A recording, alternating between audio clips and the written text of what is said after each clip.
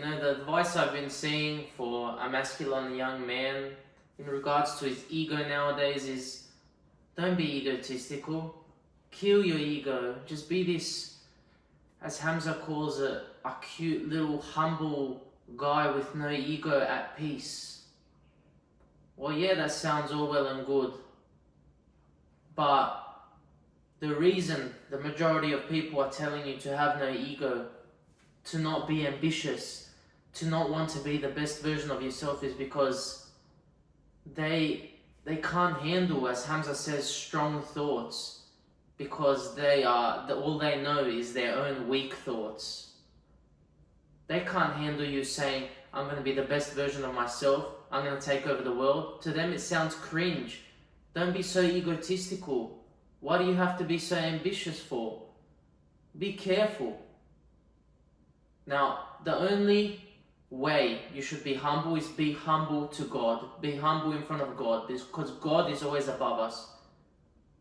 But have an ego, because if you have an ego to be the best version of yourself, to achieve a goal you have, your ego is going to push you to be better, push you to work harder than you ever thought was possible. If you set the identity in your mind that you are going to be the best version of yourself, that you are going to be a multi-millionaire, that you are going to be the biggest self-improvement YouTuber out there, that you are going to start a business and you're going to make it go big, do you think that's going to push you to work harder or less? Of course it's going to push you to work harder. And that's exactly why an ego for a young man is so powerful. Now, the irony of an ego is as high as it can take a man, that's how low it can take a man as well. Because the type of ego where you sit around saying, I'm the best and I don't have to do any work because I'm the best already, that ego, that's not the ego I'm talking about.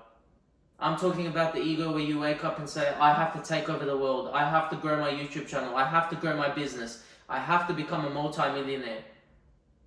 That ego is going to push you to become better. Every single day of your life is going to push you to work harder and work harder and work harder. I listened to just now about 55 minutes of A Stream of Consciousness, first episode from this guy called Milan. We have the same name, and he's the owner of an Instagram page I found called Untethered.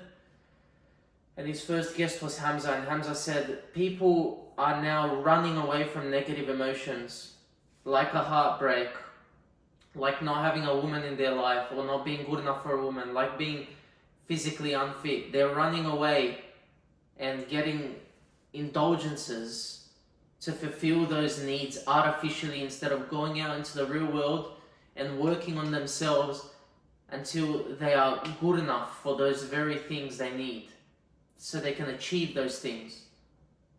So set the identity in your mind that you must become the best version of yourself, that you are who you say you are, that you are going to do big things in this world. Have that ego, let it push you, let it make you work harder than you ever thought possible. Because I promise you, if you kill your ego completely, you will be this cute little man with you will just be humble and say, no, don't think ambitiously, no, you have to be humble, it's okay. You just be this peaceful man. And that's okay, as Hamza says, if the world was a peaceful place. But unfortunately, it is not. So you either adapt and thrive, or you die.